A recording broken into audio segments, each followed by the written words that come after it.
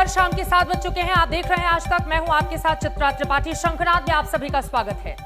मध्य प्रदेश में बीजेपी सरकार की ओर से शंखनाद किया जा रहा है कि हर उस इमारत, सड़क, गलियां, चौराहे, मीनार और पर्यटन स्थल के नाम बदल दिए जाएं, जिनका रक्त रंजित इतिहास रहा है, जिनका बीता हुआ कल बदरंग रहा है, जो ना तो भारतीय संस्कृति का हिस्सा है और ना ही जिनसे कुछ सीखा जा सकता है।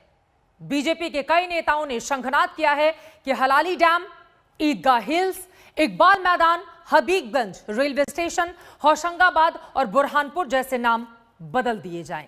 अब इससे क्या होगा, यह अपने आप में बड़ा सवाल है। यह रिपोर्ट देखिए। हम लोग पूछेंगे कि डैम का हलाली डैम नाम क्यों पड़ा, तो क्या बताएंगे? क्या हलाल हुआ वहां? क्या बताएंगे? किसका बताएंगे? क्या बोलेंगे कि वहां बकरा हलाल हुआ?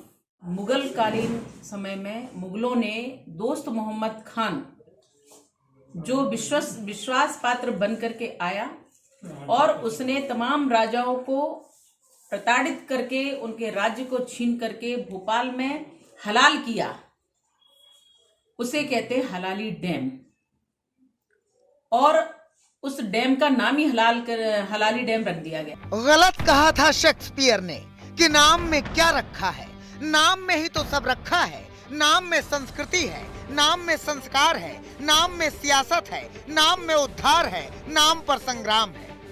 और शिवराज सरकार को लगता है कि वो नाम जो बदनाम करते हैं उन्हें बदल देना चाहिए। तो सुनो भोपाल वालों, जिस ईदगाह हिल्स पर खड़े होकर देखते थे भोपाल की सुंदर झीलें, कल को वो गुरु नानक टेकरी हो जाए तो रंज न करना, क्योंकि प्रस्ताव यही है कि ईदगाह हिल्स का नाम बदल दिया जाए। शहरों के नाम बदलने के पीछे हमारे राष्ट्रीय स्वाभिमान का जागरण है। गुरु नानक देव 500 साल पहले गुरु नानक टेकरी पर आए थे, तब वहां ईदगाह नहीं बनी थी, तो पहले गुरु नानक आए तो गुरु नानक टेकरी के नाम से वो स्थान जाना जाता था।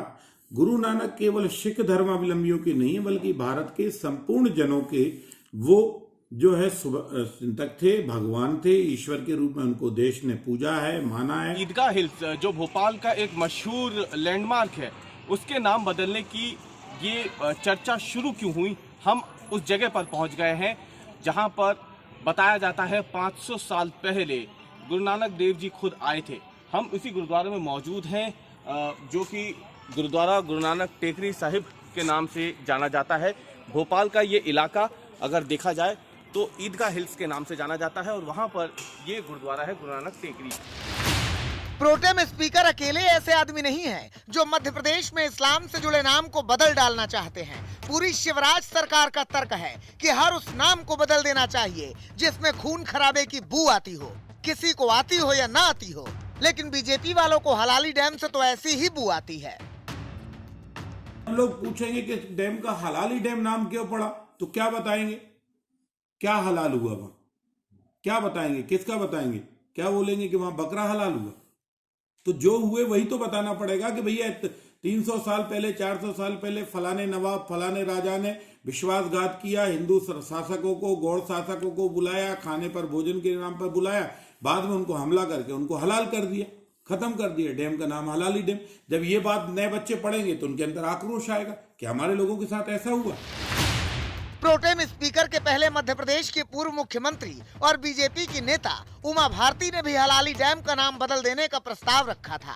उमा भारती ने बीजेपी विधायक को चिट्ठी लिखी। चिट्ठी में लिखा, हलाली नाम मोहम्मद खान के धोखे की याद दिलाता है, गौड़ राजाओं को धोखे से बुलाकर उनके कत्ल की कहानी कहता है, घृणा का भाव पैदा करता है, इसलिए इसका नाम बदल डालना चाहिए। उमा भारती ने बीजेपी विधायक विष्णु खत्री को चिट्ठी लिखी तो विष्णु खत्री ने मध्य प्रदेश की पर्यटन मंत्री उषा ठाकुर को चिट्ठी लिखी कि इस धोखे की कहानी को इतिहास के पन्नों से निकाल दीजिए, इसी डैम में हलाली नाम को बहा दीजिए। इस प्रस्ताव को आगे ले गई साध्वी प्रज्ञा ठाकुर। बोली, अकेले हलाली डैम है क्यों, इकबाल मैदान का नाम बदल दो, हबीबगंज रेलवे स्टेशन का भी नाम बदलो, ईदगाह हिल्स का नाम बदलो, होशंगाबाद का नाम बदलो और बुरहानपुर का भी नाम बदलो। नाम चेंज होना चाहिए, लेकिन होशंगाबाद नाम चेंज करने के लिए हमारी भावना रहेगी, विचार रहेंगे और कहना रहेगा। करने का माननीय हमारे प्रदेश के जिम्मेदार लोगों। बीजेपी के इस प्रखर हिंदुत्व नामवली की सियासत कांग्रेस को नापसंद आई, इसलिए वो विरोध कर रहे हैं। और हमेशा की तरह वही पुरानी बात कि मुद्दों से ध्यान भटकाने के लिए ये नाम वाली सियासत की जा रही है। लगातार जब से ये बनी हो, चाहे केंद्र में, बजाय काम करने के केवल नाम बदलने में ध्यान दे रही है। लेकिन मैं सरकार से अनुरोध करूंगा कि बजाय नाम बदलने के मेहरबानी करके शहर का विकास करें, देश का विकास करें, उस तरफ दिमाग लगाएं तो ज्यादा बेहतर हो। जब कांग्रेस सत्ता के सिंहासन पर बैठकर मध्य प्रदेश का आकाश ताक रही थी, ठीक उसी वक्त बीजेपी ने कांग्रेस से सत्ता वाली जमीन खींच ली थी। इस जमीन पर अब प्रखर हिंदुत्व का एजेंडा चढ़ाया जा रहा है ताकि उसकी मजबूती से मध्य प्रदेश में बीजेपी का कमल दल मजबूत ही रहे। रवीश पाल सिंह, भोपाल, आज तक। तो नाम बदलने पर पूरा जोर लगाया जा रहा है। फिलहाल आपको बताते चले, शिवराज सिंह चौहान की पहचान सादगी भरी सियासत करने वाले नेता की रही है, लेकिन चौथे कार्यकाल में शिवराज के कई बड़े फैसलों में हिंदुत्ववादी एजेंडे की झलक दिखाई देती है। आखिर शिवराज की बदली हुई राजनीति के पीछे की वजह क्या है और क्यों उन्होंने सियासत का यह नया रास्ता चुना है? सत्ता के संरक्षण में पल रहे गुंडे, माफिया, अपराधी, लुटेरे, ये सब के सब मेहरबानी करके या तो उत्तर प्रदेश छोड़ करके चले जाएं, और अगर उत्तर प्रदेश में रहेंगे तो फिर उनके लिए दो जगह होंगी। मुझे लगता है उस जगह कोई भी नहीं जाना चाहेगा। सबके साथ हूं मैं, कोई भारतीय जनता पार्टी की सरकार से दूर नहीं है, लेकिन गड़बड़ की, धर्मांतरण का कुचक्र, लब जिहाद जैसी चीज की तो तबाह हो जाओगे, बर्बाद हो जाओगे। वैसा ही अंदाज, वैसा ही रुआब, वैसा ही ताप, वैसे ही तेवर, वैसे ही कलेवर। बदले बदले से सरकार नजर आते हैं, बदले बदले से शिवराज नजर आते हैं। इसे शिवराज का नया सियासी चेहरा ही मानिए, जो उनकी सौम्य छवि को पीछे छोड़ अब नए रुआब में नजर आ रहा है। चौथी बार मध्य प्रदेश की कमान संभालने के बाद न केवल शिवराज के काम का ढंग बदला है, बल्कि उनकी सियासत का रंग भी बदला है। सख्त सीएम के साथ साथ शिवराज की राजनीति अब भगवा रंग में चमक रही है। अपनी हिंदूवादी छवि को वो और गाढ़ा कर रहे हैं। मुद्दा चाहे लव जिहाद का हो या वेब सीरीज में देवी देवताओं के अपमान का, सख्ती के मामले में शिवराज सरकार एक कदम आगे ही चल रही है। और अब प्रदेश में जगहों के मुस्लिम नामों को बदलने की मांग को भी शिवराज की इसी नई सियासत से जोड़कर देखा जा रहा है। दरअसल कमलनाथ की सरकार गिरने के बाद जब मार्च 2020 में शिवराज फिर से सीएम बने, तब से उनके फैसलों में इस बदली राजनीति की झलक दिखाई दे रही है। नवंबर 2020 में शिवराज ने गौ माता की सेवा के लिए टैक्स की बात कही। इसके बाद देश में सबसे पहले लव जिहाद पर कानून बनाने का ऐलान कर दिया। हालांकि मध्य प्रदेश में कानून उत्तर प्रदेश के बाद 26 दिसंबर 2020 को लागू हो सका, लेकिन मध्य प्रदेश में बनाए गए कानून में यूपी से भी कड़ी सजा के प्रावधान किए गए। शिवराज के इन फैसलों को हिंदूवादी एजेंडे से जोड़कर देखा जा रहा है, लेकिन वो इसे दुष्टों पर सख्ती बता रहे हैं। के लोभ, लालच, भय, प्रलोभन, बहका या फुसला के अगर कोई किसी को ले जाता है, धर्मांतरित करता है, तो वो गलत है। तो गलत है तो उसके खिलाफ कोई कानून नहीं बनना चाहिए। हाल ही में जब web series a suitable boy और तांडव में हिंदू भावनाओं को आहत करने का मुद्दा उठा, तो शिवराज सरकार ने ही सबसे पहले एक्शन लिया। संदेश साफ है कि अकेले योगी आदित्यनाथ ही नहीं, हिंदुत्व के प्रखर एजेंडे की राह में शिवराज भी कदम ताल कर रहे हैं। बतौर मुख्यमंत्री शिवराज सिंह चौहान अपनी चौथी पारी में मामा वाली छवि से इतर काम करते हुए दिख रहे हैं। यूपी के मुख्यमंत्री योगी आदित्यनाथ की तरह ही वो गैंगस्टर और माफियाओं को प्रदेश छोड़ने की धमकी भी दे रहे हैं, तो वहीं अफसरों को काम में लापरवाही बरतने पर ऑन द स्पॉट निलंबित भी कर रहे हैं।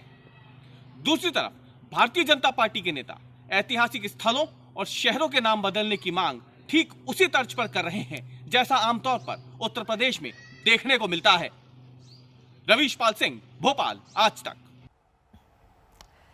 तो नाम में क्या रखा है अपने आप में ये बड़ा सवाल है, लेकिन आपको बताते चले कि मध्य प्रदेश हिंदुस्तान के बिल्कुल दिल में बसता है, यानी कि उसकी पोजीशनिंग ऐसी है और दिल से जो बात निकलेगी वो दूर तक जाएगी। ऐसे में सरकार का मकसद क्या है, इसी पर बातचीत करने के लिए दो बेहद खास मेहमान इस वक्त हमारे साथ जुड़ रहे हैं। मध्य प्रदेश सरकार के मंत्री कमल पटेल इस वक्त हमारे साथ जुड़ चुके हैं और कांग्रेस पार्टी के विधायक आरिफ मसूद साहब हमारे साथ जुड़े हुए हैं। कमल पटेल साहब, इस्लाम मुक्त मध्य प्रदेश, यही है मकसद आप लोगों का? नमस्कार।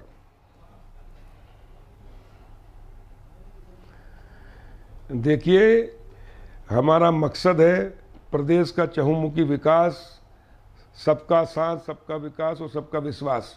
लेकिन जिन लोगों ने हमारे देश पे हमला किया, हमारे देश की संस्कृति को नष्ट भ्रष्ट किया, हमारे राजा या हमारे लोगों को मारा, हलाल किया और उन पे अत्याचार किए, वो जो प्रतीक हैं, उन प्रतीकों को हटाना हर हिंदुस्तानी भारतीय का काम है। और इसलिए हमारे विधायक, सांसद या कोई भी नागरिक अगर ये मांग करता है कि होशंगाबाद का नाम बदल कर नर्मदापुरम रखा जाए, तो उसमें क्या तकलीफ है किसी को? ये होशंग शाह ये आतंकवादी थे, हमलावर थे और इसलिए ये हटना ही चाहिए। चिन्ह जितने भी हैं तो आज़ादी के बाद ही हट जाना चाहिए था, लेकिन दुर्भाग्य से नहीं हटे। लेकिन जब जागो जब सवेरा, और इसलिए जितने भी गुलामी और अत्याचार, आप लोग अगर मकसद यही है अनाचार के प्रतीक हैं, इस देश से सब हटना चाहिए। चौथी पारी है शिवराज सिंह चौहान की, इतने सालों से लगातार आपकी वहां पर सरकार रही, साल 2003 से अब जाकर 2021 में नींद टूट रही है बीजेपी की। आप कह रहे हैं कि जितने भी गद्दार थे उनके नामों को हटाया जा रहा है, आपका यही कहना है ना कमल साहब? हमारे नहीं सुनिए, पहले ही हटा दिया था। मुख्यमंत्री शिवराज सिंह जी ने होशंगाबाद का नाम नर्मदापुरम रखा। जब मैं 2005 से 8 तक राजस्व मंत्री था तो हमने होशंगाबाद में संभाग बनाया, हरदा, होशंगाबाद, बैतूल को मिला के, तो उसका नाम हमने रखा नर्मदापुरम संभाग।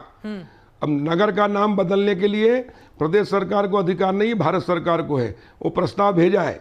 और इसी प्रकार जो भी हमारे गुलामी के चिन्ह हैं, जो हमारे स्वाभिमान पर, सम्मान पर ठेस पहुंचाते हैं, वो नहीं रहना चाहिए, वो हटना चाहिए। जो मांग की हमारे जनप्रतिनिधियों ने वो तो हम दिखाई रहे हैं, इसके साथ ही इनका क्या इतिहास रहा है वो भी हमारे दर्शकों को बताइए।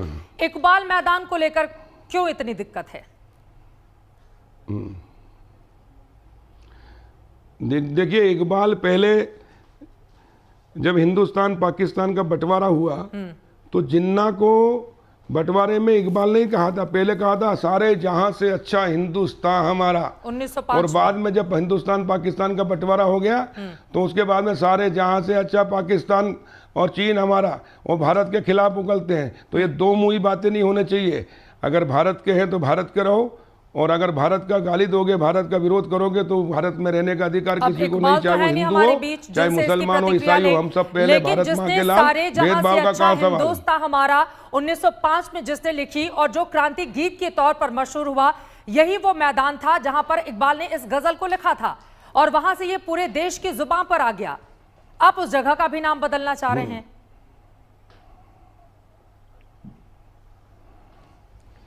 लेकिन इकबाल ने बाद में क्या किया ये भी तो पता करो। हिंदुस्तान पाकिस्तान के बंटवारे में हिंदुस्तान की खिलाफत की, पाकिस्तान का साथ दिया, तो क्या और भारत के खिलाफ जहर उगला। हटा देना चाहिए? इसलिए कोई व्यक्ति अगर एक बार पहले अच्छा काम करे, बाद में गलत करे, तो उसको कलम नहीं देनी। क्या इस नहीं, जो अच्छा है वो गीत को हटा देना चाहिए? आपके हिसाब से तो यही हुआ कि अगर किसी ऐसे व्यक्ति ने जिसने पाकिस्तान और चीन, नहीं, गीत को कौन कह रहा हटाएंगे? हाँ, नहीं, गीत को नहीं हटाना चाहिए। जिसने लिखी है उसके नाम को हटा दो, गीत को बने रहने दो। ठीक है आरिफ मसूद जी, अब मैं सीधे आपके पास आते हुए, आप लोगों को इतनी तकलीफ क्यों है? वो कह रहे हैं कि बहुत सारे ऐसे गद्दार रहे हैं इस देश के जिन्होंने हिंदुस्तान से, मध्य प्रदेश से वादा खिलाफी की, इस वजह से उन लोगों का नाम नहीं रहना चाहिए। मध्य युगीन नाम है ये, गुलामी का बार बार संकेत करते हैं, तो क्या दिक्कत है कांग्रेस को? देखिए, इन लोगों की बकवास करने से कोई चीज साबित नहीं हो जाएगी। अल्लामा इकबाल बड़ा नाम था, और इकबाल ने जो शायरी अशार आज़ादी के दौर में लिखी थी वो काबिल तारीफ थी, और उन्होंने जंगी आज़ादी की लड़ाई भी लड़ी है। साथ ही जो बात कही गई कि बंटवारे के बाद उन्होंने, तो वो इन लोगों को इतिहास पढ़ लेना चाहिए। मैंने तो कोई ऐसी चीज़ कभी नहीं पढ़ी कि अल्लामा इकबाल ने कभी दूसरे देश के बारे में कोई अल्फाज अच्छे निकाले हों। उन्होंने इंसानियत के अल्फाज जरूर निकाले और अपने अशार के जरिए आंदोलन की आजादी को लड़ने वाले योद्धाओं को बढ़ावा दिया, और उसके बाद आजादी के बाद देश में एक पैगाम दिया सारे जहां से अच्छा हिंदुस्तान हमारा। तो दुनिया में हिंदुस्तान को आगे ले जाने वाले शख्स की सोच के बारे में ये लोग इस तरह की बातें करते हैं कि अफसोस की बात है। दूसरा मैं बताना चाहता हूं कि भोपाल 250 साल नवाबों ने और इन लोगों ने यहाँ पर हुकूमत करी है। अगर 250 साल की हुकूमत में एक बार भी कहीं उन्होंने तो कोई नाम नहीं बदला, 15 साल ये अपना नाम नहीं बदल सके। और कमल भाई कह रहे हैं, बहुत अच्छी बात है, नर्मदापुरम का मैं स्वागत करता हूं, लेकिन मैं याद दिलाना चाहता हूं कि ये ऋग्वेद सिंह जी की सरकार में शायद ये काम हुआ था नर्मदापुरम संभाग का। वो कह रहे हैं कि दिग्विजय सिंह की जब सरकार थी 1993 से 2003 के बीच में, उस समय ये काम हुआ था। कमल पटेल साहब नहीं, देखिए, नर्मदापुरम संभाग बना 2005 से 8 के बीच में। मुख्यमंत्री शिवराज सिंह जी नर्मदा जयंती के दिन वहाँ गए, उसका शुभारंभ किया। मैं राजस्व मंत्री था, हमने ही नर्मदापुरम संभाग बनाया और होशंगाबाद शहर का नाम भी नर्मदापुरम रखने के लिए उन्होंने भारत सरकार को प्रस्ताव भेजा। एक मैं कह रहा हूँ कि किसी भी आदमी को जो भारतीय है, देखिए हम मानते हैं चाहे हिंदू हो या मुसलमान हो या ईसाई हो या कोई भी हो, हम सब भारत माँ के लाल, भेदभाव का कहाँ सवाल। अलग भाषा अलग वेश फिर भी अपना एक देश, हम सब भारतीय हैं, लेकिन खाते यहाँ की बजाते पाकिस्तान के या दूसरे देशों की, ऐसा चाहे वो कोई भी हो, चाहे हिंदू भी हो, तो वो इस देश के काम का नहीं है। हमको पहले हमारे लिए तो देश आपने वो चुना है ना, फिर हम, लेकिन जिन लोगों के लिए देश कुछ नहीं है। मैं ये पूछना चाहूंगा कमल भाई, पाकिस्तानी जासूसी करते हुए जो लोग नहीं, देखिए इस्लाम से हो या किसी से भी हो, आज तो जितने भी नाम सामने आए हैं सारे नाम इस्लाम से जुड़े हुए हैं और वही नाम आप लोग बदलना चाहते हैं। कार्रवाई हो रही है। हाँ, देखिए जो देश, सुनिए, इसलिए बदलना चाहते हैं, सुनिए, ये हलाल, अच्छा हलाल का मतलब क्या होता है? हलाल का मतलब क्या होता है? बकरे को हलाल किया जाता है और इसे आदमियों को हलाल किया गया, इसलिए उसका नाम हलाली डैम रखा हुआ। खून की होली खेली गई, धोखा देके की गई। तो ऐसे प्रतीक चिन्ह जो हमारे देश के लोगों को अत्याचार किए, और उसके बाद साल का जो भोपाल का गजेटियर कल को उसमें कहीं है, ये साबित है कि इस तरह का हुआ था नरसंसार। बोले कौन सा भोपाल का गजेटियर है, उसमें तो कहीं इतिहास में ऐसी चीज नहीं है। नहीं, कमल पटेल साहब एक सवाल का जवाब दीजिए, ये इतने दिनों के बाद आप लोगों को क्यों याद आया है? ये बात समझ से परे है सर, ये बात समझ से परे है। इतने दिनों के बाद आप लोगों की नींद टूटी। अगर ये गद्दार थे और अब जो भी बातें आपकी सरकार या आप लोगों की ओर से गिनाई जा रही हैं, अब 15 सालों तक बीजेपी का शासन रहा, जिसमें 13 सालों से ज्यादा मुख्यमंत्री शिवराज सिंह चौहान रहे, उसके बाद फिर शिवराज सिंह चौहान चौथी बार कमान संभाले। अब 2021 में ही आप लोगों को नाम याद आ रहा है कि दरअसल इन लोगों ने गद्दारी की, इन लोगों को बाहर करो, ये सारे नाम हटाए जाए। इससे मैसेज कितना बड़ा जाएगा, आपको अंदाजा है कमल पटेल साहब? ऐसा लगता है कि दरअसल एक वर्ग विशेष से,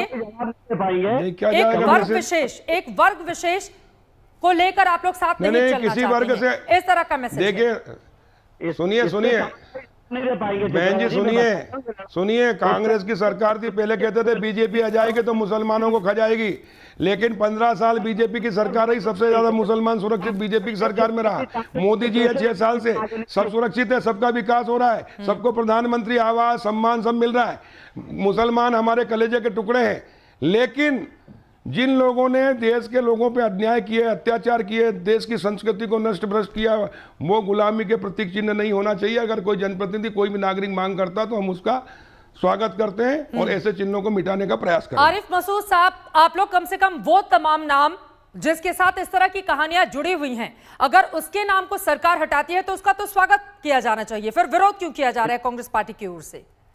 मैं बताता हूं चित्रा जी, इसलिए विरोध कर रहे हैं कि ये जो तथ्य लाए जा रहे हैं, तो भोपाल का 1600 साल का गजट ईयर डिक्लेयर्ड है।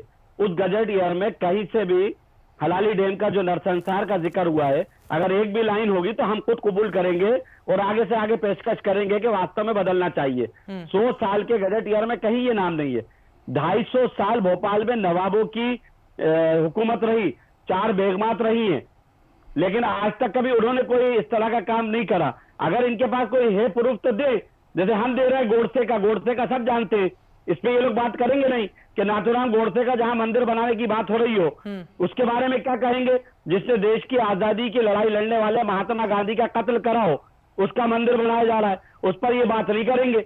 उस पर ये जवाब नहीं देंगे। नहीं, मैंने आपसे पूछा कि वो तमाम नाम जिससे वास्तव में इस तरह की कहानियां रही हैं, जो कम से कम, बिल्कुल बोलिए कमल पटेल साहब, आप बोल लीजिए, फिर मैं जाती हूँ आरिफ साहब के पास। बोले कमल पटेल जी, तो उसका तो स्वागत किया जाना चाहिए ना आप लोगों की ओर से, लेकिन उसको लेकर के आप लोग विरोध कर रहे हैं आरिफ मसूद साहब। सुनिए, महात्मा गांधी हमारे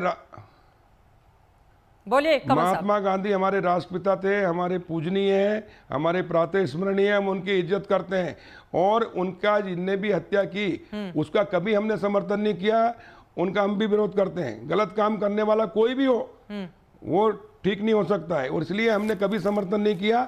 लेकिन भारत को जिन लोगों ने गुलाम बनाया, आक्रमण किया, भारत की संस्कृति को नष्ट भ्रष्ट किया, भारत के लोगों पे अत्याचार किए, वो एक भी अत्याचार का चिन्ह प्रतीक इस देश में नहीं रहना चाहिए, तभी सौहार्दपूर्ण वातावरण आएगा। उमा भारती जी ने कहा है हलाली डैम का नाम बदल देना चाहिए। वो खुद भी मुख्यमंत्री रही थी मध्य प्रदेश की, उसी समय वो कह रही हैं कि धोखे की याद दिलाता है, तो उनको तो तुरंत उसी समय बदल देना चाहिए था नाम। इतने दिनों का इंतजार क्यों किया गया?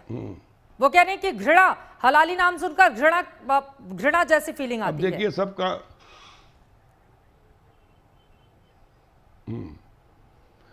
नहीं, देखिए अब सब काम अगर ये तो फिर आप कहोगे कि आजादी की होते से सब काम हो जाना चाहिए था, लेकिन नहीं हुआ। सबका समय रहता है, जब समय काल परिस्थिति के अनुसार मुझे बात होती है और इसलिए जब जागो जब सवेरा, ठीक है, देर आए दुरुस्त आए। चलिए, बीजेपी को लगता है कि देर आए कि दुरुस्त आए, लेकिन कांग्रेस पार्टी लगातार निशाना साधती है। आप दोनों का शुक्रिया सर, वक्त की कमी है। कमल पटेल साहब आपका, आरिफ मसूद साहब आपका। यकीनन सवाल बड़े हैं, खड़े भी हैं देश के सामने कि आखिर नाम बदलने से क्या हो जाएगा, लेकिन सरकार ऐसा लग रहा है कि एक एक करके, खासतौर से वो नाम जो सरकार दावा कर रही है कि गुलामी की मानसिकता का प्रतीक हैं, उनको धीरे धीरे कर कर बदल दिया जाएगा। और इस तरह के प्रस्ताव भी लगातार बीजेपी के तमाम नेताओं की ओर से सामने रखे गए हैं। इस खबर पर लगातार रहेगी आज तक की नजर। एक छोटे से ब्रेक के लिए हम रुकेंगे, लेकिन जब वापस लौटेंगे तो आगे आपको दिखाएंगे सरहद पर किस तरह से बिछे हुए हैं कांटे। देखते रहिए आज तक, फौरन लौटते हैं। नमस्कार, मैं हूं अंजना ओम कश्यप। हमें उम्मीद है ये वीडियो आपको पसंद आया होगा। लेटेस्ट खबरों के लिए यूं ही देखते रहिए आज तक, और इस वीडियो के पसंद आने पर लाइक, शेयर एंड सब्सक्राइब करना ना भूलें।